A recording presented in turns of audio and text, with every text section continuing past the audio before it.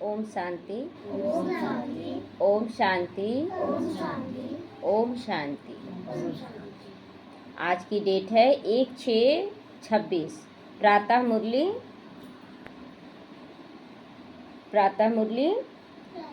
हाँ, मीठे बच्चे, बाबा कहते हैं मीठे बच्चे। किसको कहते हैं मीठे बच्चे?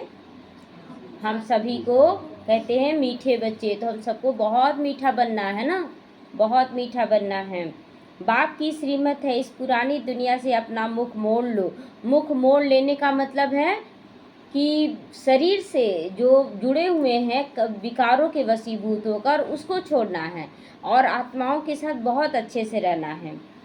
तो बाबा कहते इस पुरानी दुनिया से अपना मुख मोड़ लो और जीवन मुक्ति के लिए तुम दैवी मैनर्स धारण करो। अभी क्या है, लोग शरीर से रिश्ता निभा रहे हैं, लेकिन अंदर में कड़वाहट लेके चल रहे हैं, है ना, मेरा तेरा करके झगड़ा कर रहे हैं। तो बाबा कहते हैं कि मन से क्या करो कि देह का भान समाप्त कर दो देह से, और दूसरा जीवन मुक्ति मतलब स्वतंत्र रूप में दैवी मैनर्स धारण करो कि मैं आत्मा हूँ, मुझे देने वाला बनना है। तो जब हम देते जाएंगे तो दूसरों के अंदर भी संस्कार देने का जागृत होगा। प्रश्न है, कौन से मैनर्स बाप के सिवा कोई भी नहीं सिखला सकता? कौन से मैनर्स? पवित्र बनना और बनाना, है ना। क्योंकि देखिए ब्रह्मचर्य भी है कि भक्ति मार्ग में सब लोग, बहुत लोग हैं भक्ति मार्ग में, ब्रह्मचर्य में, लेकिन यहाँ पर बाबा कहता मन भी पवित्र होना चाहिए, किसी के लिए कुछ गंदगी नहीं। तो ये मन में जो चल रहा है ना, वो मनुष्य नहीं समझ पाएंगे, वो एक बाबा ही जानता है कि हमारे मन में किसी के लिए क्या है। तो तभी तो बाबा कहता है ना कि तुम्हारे मन में भी जो है ना, वो भी मैं पढ़ सकता हूँ। तो इसीलिए यहाँ पर जो पवित्रता है वो अंदर की पवित्रता, हर तरह से साफ स्वच्छ। तो बाबा कहते हैं कि तुम्हें पवित्र बनना भी और तुम्हें बनाना भी है। यही सबसे बड़ा दैवी मैनर्स है। देवी देवता किसी के लिए खराब नहीं सोचते। देखते ना, राक्षस भी जब तपस्या करते थे तो जान रहे कि इस कारण से तपस्या कर रहा है ये, लेकिन उसमें कुछ तोड़ निकाल कर उसको वरदान जरूर देते थे, है ना। तो तुम घर गृहस्थ में रहते हुए भी पवित्र रहो। ये तो बहुत बड़ा चैलेंज है ना कि घर गृहस्थ में कोई भी व्यक्ति बाबा के ज्ञान में नहीं है, किसी एक को मिला ज्ञान और उसको पूरे परिवार के साथ भी रहना है, तो एकदम अलग हो गया ना। वो खान पान का दिक्कत आता, हर चीज़ का दिक्कत आता है, लेकिन बाबा का शर्त भी यही है कि तुमको घर गृहस्थ में रहकर ही पवित्र बनना है। तो यह शिक्षा एक बाप देते हैं, दूसरा कोई दे नहीं सकता। तुम बच्चों का बेहद का संन्यास है ना। बाबा कहते हैं कि बेहद का संन्यास मतलब किसी चीज़ में आसक्ति नहीं, कोई इच्छा नहीं, बस बाबा और बाबा का इस यज्ञ को कैसे आगे बढ़ाए यही रहना चाहिए, शुद्ध इच्छा। बाकी देहधारियों से कोई इच्छा नहीं रखना है कि तुम दो, तुम मेरे हो, तुम मेरा बच्चा हो, तुम मेरा पति हो, तुम मेरे माँ बाप हो, ये दो वो दो, मांगने वाला नहीं बनना है। मांगने वाला कौन होता है? भिखारी होता है। हमें मांगने वाला नहीं बनना, हमें अधिकारी बनना है, बाबा का बच्चा बनना है। तो बाबा कहते हैं ये शिक्षा एक बाप देते हैं, दूसरा कोई दे नहीं सकता। तुम बच्चों का बेहद का संन्यास है। इस पुरानी दुनिया को ही बुद्धि से भूल जाओ। तुम जानते हो पवित्रता की धारणा से बाकी सारे मैनर्स आ जाते हैं। अगर मन से भी पवित्र हो जाते हैं आप, तो सारा धारणा आएगा कि नहीं। जब किसी के लिए आप गलत सोचेंगे नहीं, गलत बोलेंगे नहीं, करेंगे नहीं, तो प्रेम तो आएगा ना, सब कुछ आ जाएगा। गीत बजा, आज अंधेरे में हैं हम इंसान, ओम शांति। अंधेरे में है मतलब देवभान में आज जकड़े हुए हैं, है ना।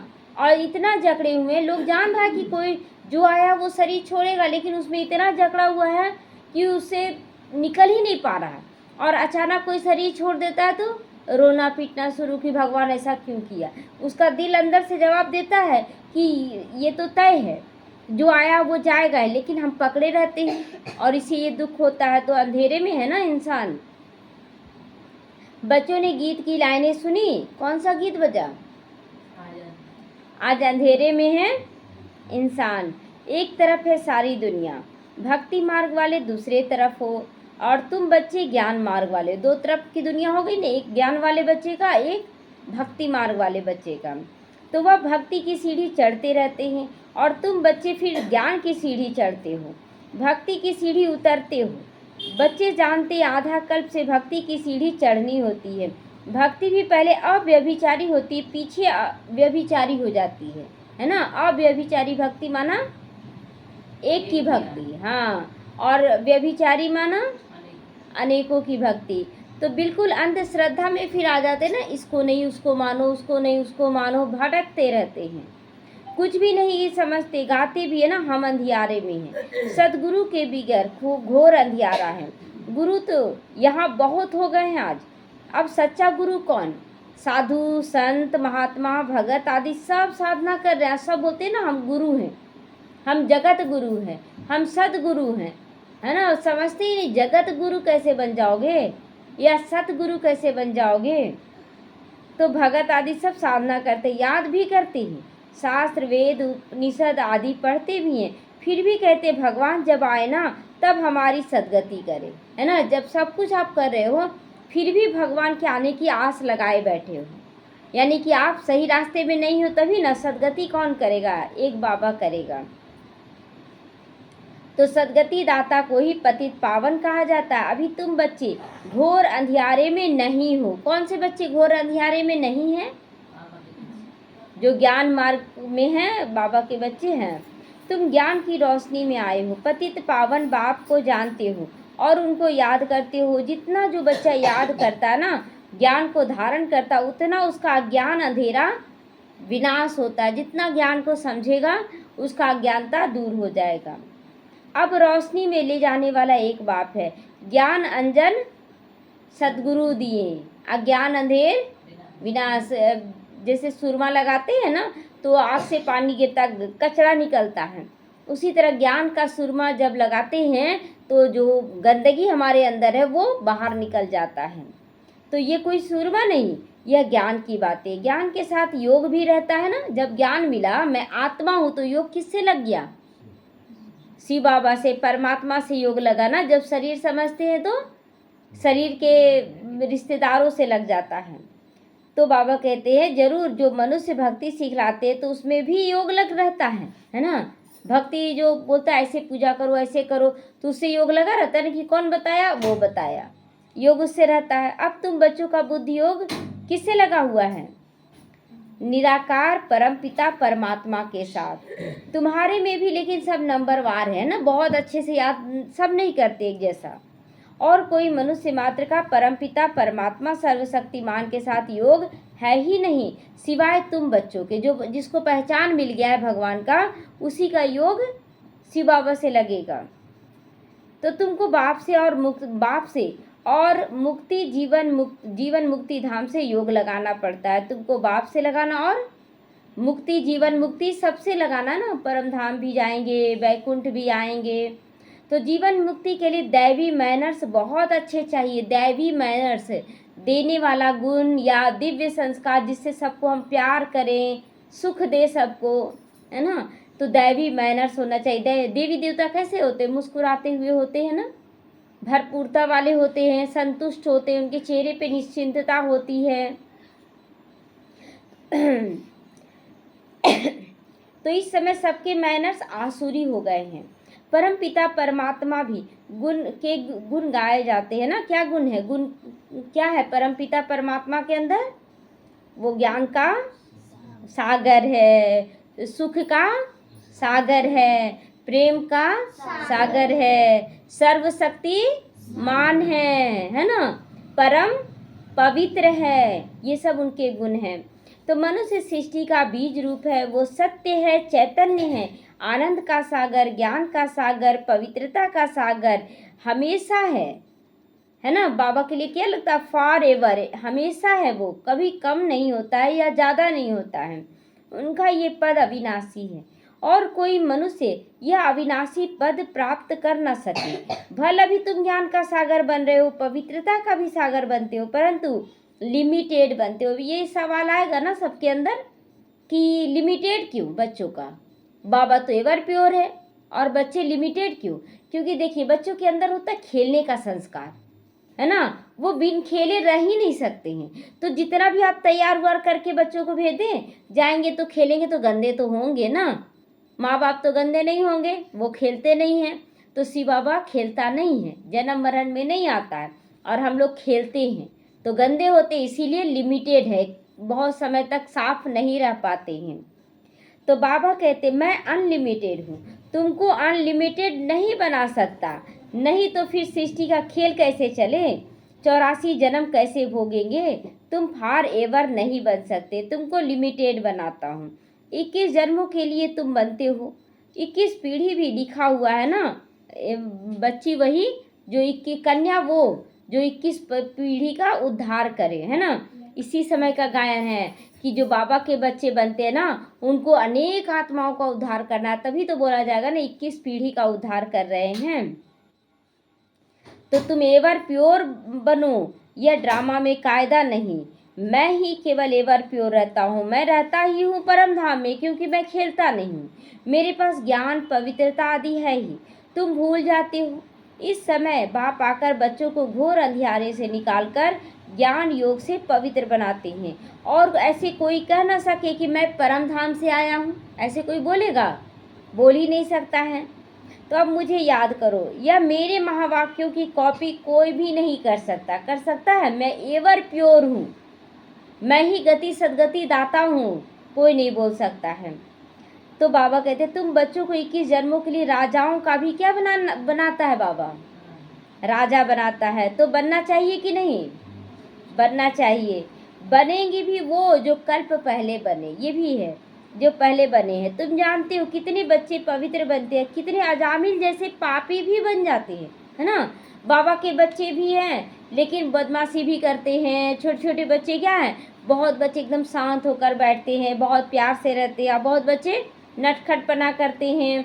तो हम देखते हैं ना, बच्चों में भी नंबरवार होता है, तो हमारे में भी नंबरवार है, हम लोग भी बहुत ध्यान से भी सुनते हैं, बहुत बच्चे हैं कि ध्यान नहीं भी देते हैं, तो मैली बन पड़ती है। बाबा कहते हैं कितने अशुद्ध मैले हो जाते हैं, बाप को आकर मैले कपड़े साफ करना पड़ता है, तो बाबा क्या बन जाता है, धोबी बनता है ना।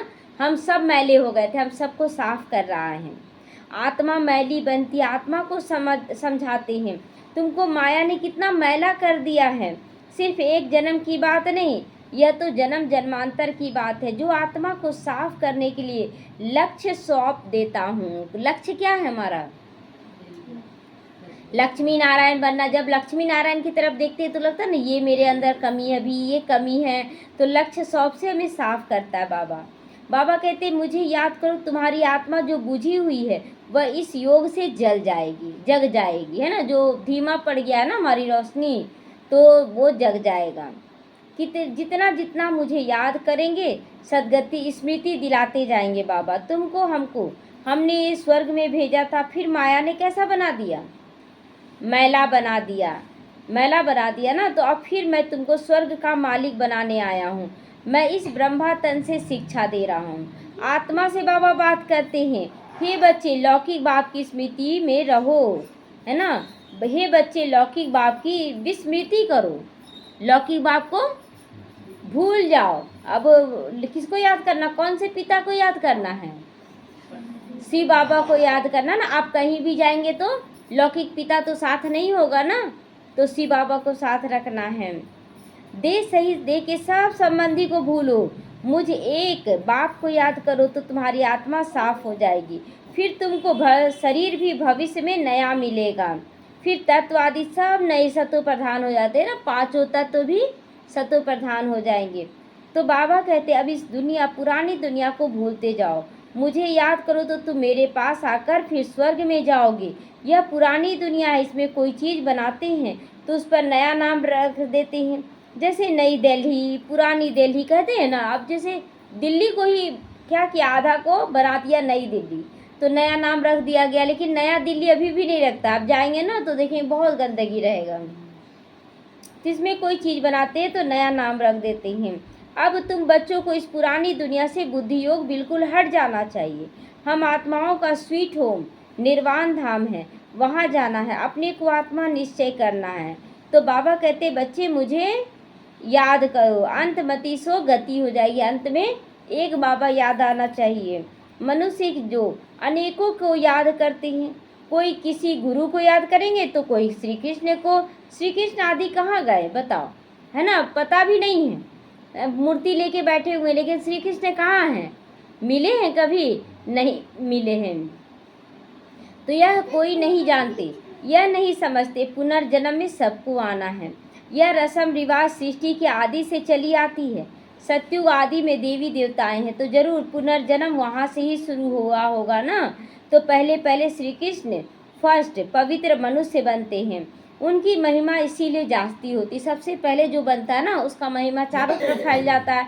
उसके बाद धीरे धीरे, जैसे लौकिक में भी अगर पहला बच्चा होता है तो देखते हैं नाम ज़्यादा होता है, फिर धीरे दूसरा बच्चा में थोड़ा कम लोग जाना, तीसरा बच्चा में बस अपने तक रह गया। तो इसी तरह यहाँ भी है। श्री कृष्ण फर्स्ट पवित्र है ना, उनको जास्ती महिमा होती है। लक्ष्मी नारायण की भी इतनी महिमा नहीं है क्योंकि बच्चे पवित्र सत्व प्रधान होते हैं। महिमा बच्चों की गाई जाती है। श्री कृष्ण की महिमा है ना, परंतु यह कोई नहीं जानता कि कृष्ण पूरी है कहाँ। बैकुंठ कहते हैं सत्यु को, फिर पता नहीं कि श्री कृष्ण को द्वापर में क्यों ले गया है ना। बैकुंठ कहते हैं लेकिन श्री कृष्ण को द्वापर में क्यों ले गए पता नहीं। तो पहले तो राम जी को ले आए त्रेता में, तो त्रेता तो ठीक हो गया, पहले या बाद में त्रेता के लिए ठीक है राम जी, लेकिन जो द्वापर में ले गए सत्युग से निकाल कर द्वापर में ले गए, विकारी में ले गए। तो बैकुंठ भी है, सत्युग को फिर पता नहीं कहाँ ले गए हैं। तो वही चीज़, दूसरे कोई नाम रूप देश में आ नहीं सके, वही नाम रूप दूसरे जन्म में नहीं हो सकता। मतलब जो श्री कृष्ण पहले जन्म में बने, अगर वो दूसरे जन्म में जाएंगे तो उनका नाम रूप स्वभाव सब में परिवर्तन रहेगा। तो श्री कृष्ण तो सतयुग में था, तुम जानते हो। यह जगत अम्बा जगत पिता जाकर लक्ष्मी नारायण बनते। सतयुग की कृष्ण पूरी कहा जाता है सतयुग को। अब देखिए कितना रहस्यमय है ना, कि एक है एकदम बूढ़े ब्रह्मा बाबा और एक एकदम कुमारी, दोनों में कितना अंतर है, लेकिन दोनों का ही पालना सर्वश्रेष्ठ पालना रहा। मम्मा बाबा दोनों का। ब्रह्मा बाबा कभी नहीं सोचा कि हम इतना बूढ़ा हो गए हैं कि इतने बच्चों को कैसे संभालेंगे, और मम्मा ये नहीं सोची कि हम तो कुमारी, हम कैसे संभालेंगे। दोनों की पालना सर्वश्रेष्ठ हुई, इसीलिए दोनों फिर जगत पिता और जगत माता बन गई। तो यह जगत अम्बा और जगत पिता जाकर लक्ष्मी नारायण बनते। सत्यु को कृष्णपुरी कहा जाता है। अब है कंसपुरी अभी। तो यह सब आसुरी नाम है, वहाँ है देवी देवताएं, यहाँ है आसुरी संप्रदाय। तो बाप बैठ बच्चों को संगम पर समझाते हैं। वह बाप है रचयिता, उनको कहा जाता मनुष्य सृष्टि का बीज रूप। तो जरूर नई सृष्टि रचेंगे ना बाबा। तुम गाते भी हो बाबा, आप पतित पावन हो, इस पतित सृष्टि को आकर पावन बनाओ। पावन सृष्टि रचकर पतित सृष्टि का विनाश कराओ। तो बरोबर ब्रह्मा द्वारा पावन सृष्टि रचकर और विनाश किसके द्वारा कराएंगे? शंकर के द्वारा कराते हैं ना, शंकर द्वारा पतित सृष्टि का विनाश कराते हैं। तो यह बातें और कोई नहीं जानता। अभी तुम बच्चे बाप के साथ योग लगाते हो, तुम देखते हो कि बाबा मैले कपड़ों को सटका लगाते हैं ना। सटका लगाना मतलब देखते ना, एक बैग टाइप का होता है और गंदे कपड़ों को मारा जाता है ना। तो यहाँ पर भी लोगों के साथ कभी तन का रोग कभी मन का रोग, ये सटका है ना।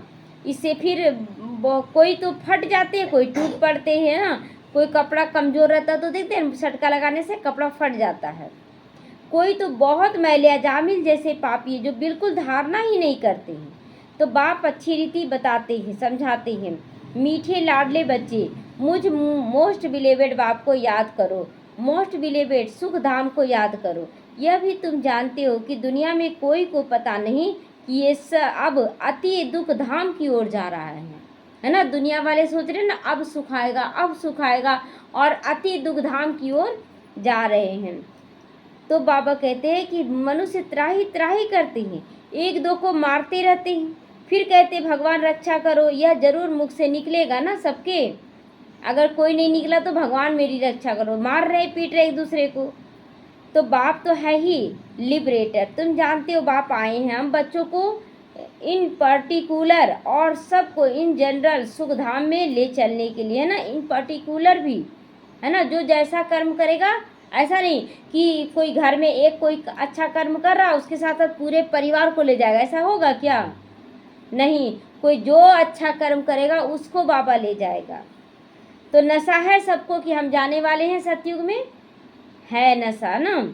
तो यह पढ़ाई कोई कम नहीं, पढ़ाते भी देखो किसको हैं, अजामिल जैसी पाप आत्माओं को पढ़ाते हैं। जो सबसे ज़्यादा खराब बन गए उनको बाबा पढ़ाकर सुंदर बना देता है, स्वर्ग का मालिक बना देते हैं। तो तमो प्रधान तो सब है, उनको सतो प्रधान में ले जाना पड़ता है। बच्चों को बार बार समझाते कि यह दैवी गुण धारण करना है, यहाँ तुमको एम ऑब्जेक्ट बुद्धि में रखना है। यह पवित्रता के मैनर्स है और कोई नहीं सिखला सकता। हमें मन से भी सबके साथ बहुत अच्छा व्यवहार करना है ना, मन में संकल्प भी किसी के लिए गलत नहीं रखना है। सन्यासी तो घर बार छुड़वाते हैं, यहाँ बाप कहते तुमको घर बार छोड़ना नहीं है, तुमको तो इस पुरानी दुनिया को छोड़ना है। कहाँ से छोड़ना है? मन से ना, मन से छोड़ना है। तो वह है बेहद का हद का सन्यास, ये बेहद का सन्यास है।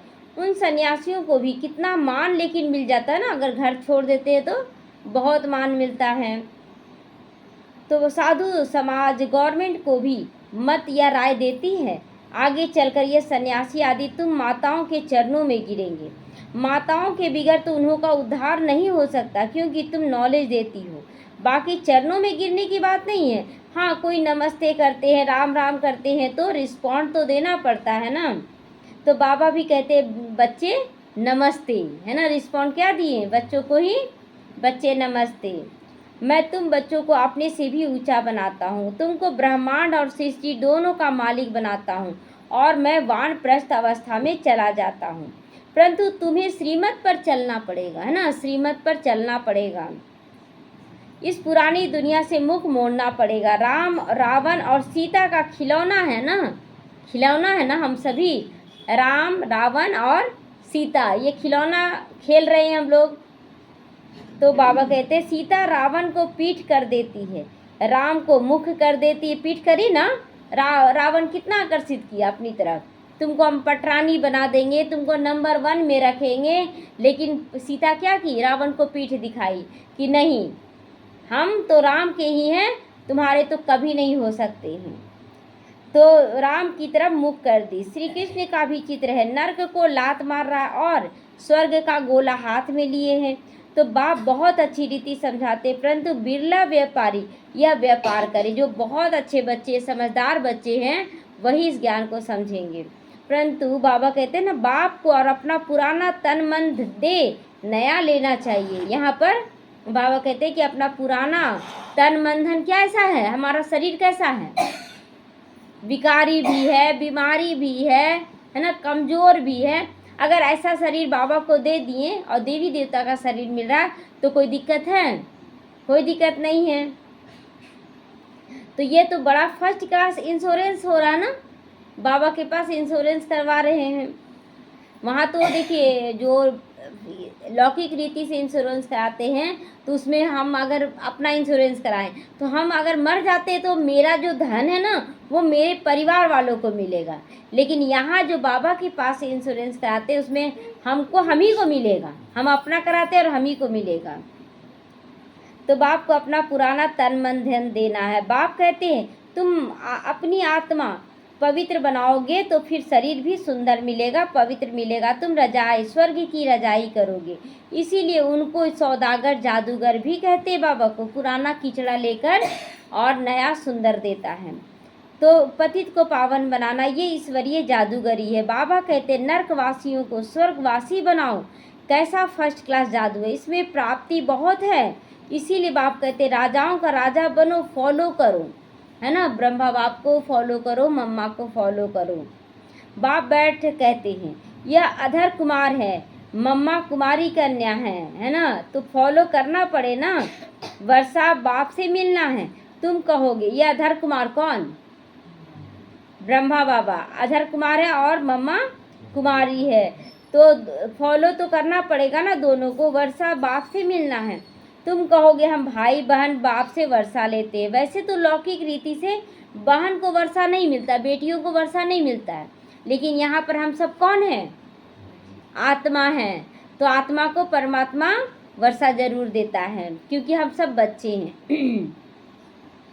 भाई को वर्षा मिलता है, यहाँ तो तुम सबको मिलना है, क्योंकि तुम सब कौन हो? आत्मा हो, आत्माएं हो। तो बाबा कहते हैं तुम सबको मेरे पास आना। फिर तो यह भाई बहन का नाता भी टूट जाए ना। भाई बहन कैसे हैं? जब हम शरीर में हैं, यहाँ से क्या है? मैं आत्मा हूँ। तो all brothers, we are all brothers, हम लोग सब क्या हो गए? भाई भाई हो गए। अगर ईश्वर को सर्वव्यापी कहें तो फिर फादरहुड हो जाए ना। अभी कोई व्यक्ति बोल रहा था कि हम भी परमात्मा हैं, तो बोले कि तब तो इस रीति से देखा जाए तो बेटा बाप बन जाएगा।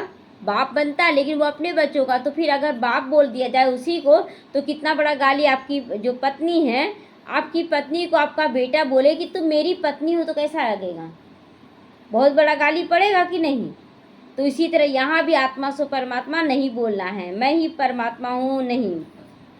तो बाबा कहते हैं कि फिर तो यह भाई बहन का नाता ही टूट जाएगा, सब फादरहुड हो जाएंगे। तो इस सर्वव्यापी के ज्ञान में कितना नुकसान हो जाता है। अब तुम बच्चों के पास बाप की याद है, बाप को याद करने से ही मेहनत ज़्यादा लगती है। ऐसे भी नहीं कि तुमको कोई निष्ठा में बिठाए, नहीं, तुमको तो लक्ष्य मिला हुआ है।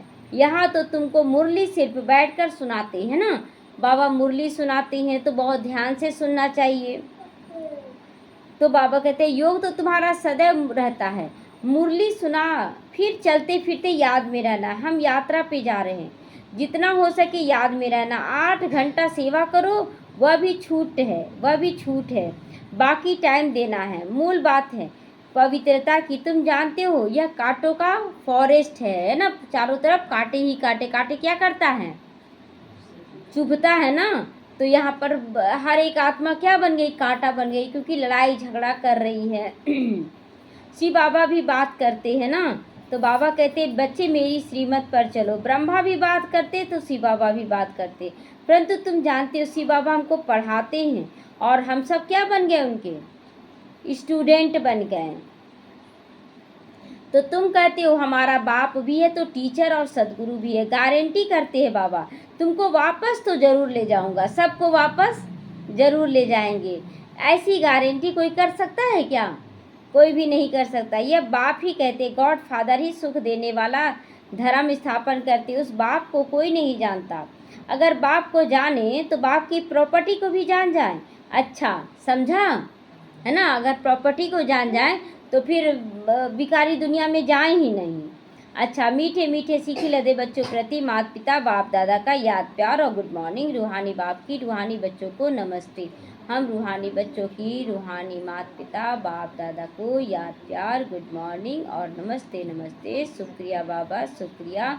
हम रहेंगे सदा हंसते हंसते, जाएंगे शिव बाबा के साथ परम धाम, आएंगे बैकुंठ में हंसते हंसते। ओम शांति। धारणा के लिए मुख्य सार है, इस एम ऑब्जेक्ट को सदा सामने रखकर दैवी गुण धारण करने हैं। सत्व प्रधान दुनिया में चलने के लिए पवित्रता के मैनर्स अपनाने हैं। बुद्धि से बेहद का संन्यास करना है ना, बुद्धि से करना। बार बार बाबा कहता बुद्धि से छोड़ना है, ऐसे ऐसा नहीं कि छोड़ के आ गए, नहीं। मोस्ट बिलीवेड बाप को और अपने सुख धाम को याद करना है। इस दुख धाम से बुद्धि का योग तो निकाल देना, बुद्धि का योग है ना। सभी को बाबा वरदान दे रहे हैं, सभी वरदान अनुभव करेंगे कि बाबा का वरदानी हाथ मेरे सिर पर है। सभी के गुण देखने व संतुष्ट करने की उत्कंठा द्वारा सदा एक रस उमंग उत्साह में रहने वाले गुण मूर्त भवा, है ना। सभी का गुण देखना है पहला। दूसरा, हमें संतुष्ट होकर रहना है और एक रस, मतलब कभी रोना कभी हंसना ये चीज़ नहीं, हमेशा खुश रहना है। तो सदा एक रस उमंग उत्साह में रहने वालों के लिए जो भी संबंध में आते उन्हें संतुष्ट करने की उत्कंठा हो, है ना। जो भी हमारे संबंध संपर्क में आए हम सबको संतुष्ट करते हुए आगे बढ़े। ऐसा नहीं कि नहीं हुआ ये संतुष्ट, इसको किनारा करो, ये नहीं संतुष्ट हुआ इसको किनारा करो, तो फिर तो आप हार रहे हैं उससे ना, कि हम नहीं कर पा रहे हैं।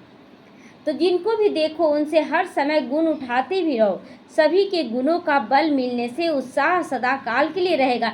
कल बताया गया ना, कछुआ के अंदर क्या गुण था, क्या गुण है, याद है? निरंतर चलने का, है ना। और कछुआ खरगोश के अंदर क्या गुण है? बहुत तेज दौड़ने का, तो गुण उठाना है ना। खरगोश सोया वो नहीं उठाना है, कछुआ धीरे चलता है वो नहीं उठाना है ना। तो बाबा कहते हैं कि हमें सबसे गुण उठाना है, अवगुण तो देखना ही नहीं है।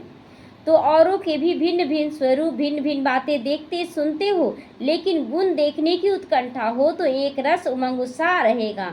सभी के गुण देखने से स्वयं गुण मूर्त बन जाओगे। इतना सारा गुण हो जाएगा ना, किसी के अंदर कोई गुण है, किसी के अंदर कोई गुण है, तो अगर गुण उठाते जाएंगे तो कितना सारा गुण आ जाएगा। स्लोगन है, बेहद के वैराग्य वृत्ति का फाउंडेशन मजबूत हो तो सेकंड में अशरीरी बनना सहज हो जाएगा। अगर हमारे अंदर बेहद का वैराग्य होगा तो सेकंड में अशरीरी हो जाएंगे। अव्यक्त इशारे, सदा हर्षित रहने के लिए अपनी नेचर को सरल बनाओ और सहनशील बनो।